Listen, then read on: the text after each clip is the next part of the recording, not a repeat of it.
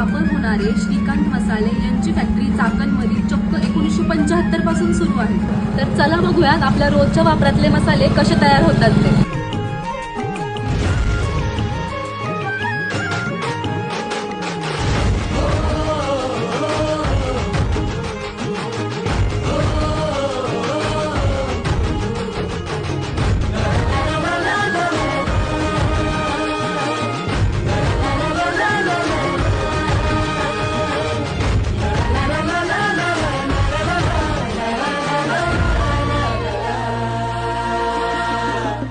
तुम्ही जर इथे येऊन खरेदी केली तर तुम्हाला MRP प्राइस पेक्षा 30 ते 40% डिस्काउंट सुद्धा मिळेल।